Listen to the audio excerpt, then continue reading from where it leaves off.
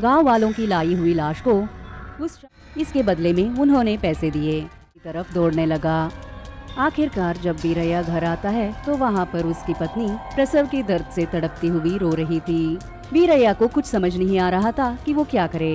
मल्ली, क्या हुआ? क्या हो रहा है तेरे साथ?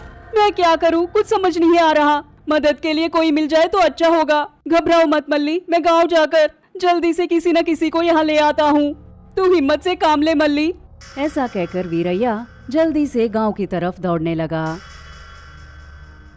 वो अपनी पत्नी को किसी भी हाल में बचाना चाहता था और वो इसी सोच में रहकर वीरैया गांव का नियम भूल गया और फिर वीरैया सीधा धर्मवरम गांव पहुंच गया।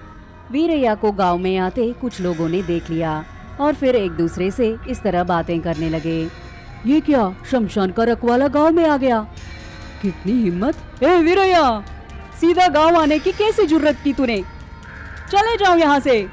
इस तरह गांव के लोग उस पर चिल्लाने लगे तो वीरैया कहता है, साहब, वो क्या है कि मेरी बीवी प्रसव के दर्द से बहुत तड़प रही है। मैं उसकी दर्द नहीं देख पाया और मुझे क्या करना है कुछ सूझ नहीं रहा था। किसी की मदद लेने के लिए यहाँ आया हूँ। आप बुरा मत मानिएगा। वीरैया अपनी मुश्किल हालात के बारे में बताने के बावजूद उस गांव में किसी ने भी वीरैया की कही बातों पर ध्यान नहीं दिया और इतना ही नहीं, वीरैया को लात से मारकर उसे गांव से बाहर निकाल दिया। इतना होने के बावजूद भी उसने किसी पर गुस्सा नहीं किया। वो अपने इस हालात पर रोते हुए रात भर वहीं पर बैठ गया। जब वो घर वापस आया तो वहाँ पर उसकी बीवी प्रसव की दर्द से बहुत तड़प रही थी। यह देख वीरैया ने अपनी पत्नी से कहा, मल्ले, रो मत रे, थोड़ी देर बर्दाश्त कर लो। मैं रात को किसी न किसी तरह गांव से दाई माँ को ले आके तेरी प्रसव कराऊंगा। मल्ले, मल्ले, तू चिंता मत कर, मैं जल्दी वापस आ जाऊंगा।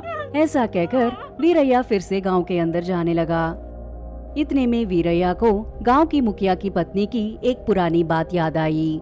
उन्होंने वीरैया से कहा था, वीरैया, तुम्हें जब भी जरूरत पड़े तो मुझसे मिलना। चाहे कुछ भी हो जाए, मैं तुम्हारी मदद जरूर करूंगी वीरैया। उनका दिया हुआ वादा अब वीरैया को याद आया। वीरैया अपने मन में, मैं सबसे छुप छुप कर किसी की नजर में पड़े बगैर मुखिया की पत्नी से मिलूंगा तो वो दाई माँ को भेजेंगी और मैं अपनी बीवी को बचा सकता हूँ। वो बेचारी बहुत तड़प रही है। मैं अपनी मल्ली को कैसे भी करके बचाऊंगा। ऐसा सोचकर वीरैया अपने सर पर एक काला कपड़ा ओढ़कर रात के अंधेरे में चोरी छुपकर धर्मवरम गांव पहुंचा। क्या हुआ वीरैया, तुम इतनी रात को यहाँ क्या कर रहे हो? गांव वाले कोई देख लेगा तो तुझे मार ही डालेंगे। बस उसी समय गांव का मुखिया बाहर आया। तेरी इतनी हिम्मत, लाशों को जलाने वाला सीधा मेरे ही घर आ गया। हे, कौन है वहाँ? ये लाश जलाने वाला वापस गांव में आ गया। इसे पेड़ से बांधकर कुत्ते की तरह मारो। मुखिया की बात सुनकर गांव वाले भी बेचारे वीरैया को पेड़ से बांधकर जोर जोर से मारने लगे। मैं जो कहने वाला हूँ वो तो सुनिए। मैं चोरी करने के लिए नहीं आया था। मेरी बीवी प्रसव की दर्द से तड़प रही है। पेट में ही अगर बच्चा मर गया तो मेरी बीवी भी मर जाएगी। लगता है बच्चा उल्टा हो गया। मुझ पर दया कीजिए, मेरी बात सुनिए, मैं आपके पैर पड़ता हूँ। इस तरह बेचारा वीरैया इतना गिड़गिड़ाने के बावजूद भी निर्दयी गांव वाले उस पर तरस नहीं खाते। उसे बहुत मारकर वीरैया को घसीटकर गांव के बाहर फेंक दिया।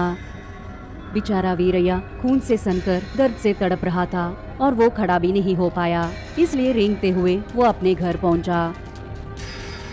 वीरैया की इस दर्दनाक हालात को देखकर उसकी पत्नी मल्ली उस प्रसव पीड़ा के साथ ही वीरैया के पास दौड़ती हुई आने लगी। ऐसे दौड़ते समय एक नुकीली पत्थर से टकराकर बेचारी गर्भवती मल्ली एक बड़ी सी पत्थर पर गिर गई। इस तरह गिरने की वजह से उसी वक्त वीरैया की पत्नी अपने अजन्मे बच्चे के साथ बहुत सारा खून बहने की वजह से चल बसी।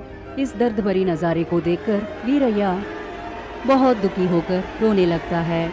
वीरैया को होश आया। अपनी ही आंखों के सामने उसकी पत्नी की लाश देखकर बेचारा वीरैया रोता ही रह गया।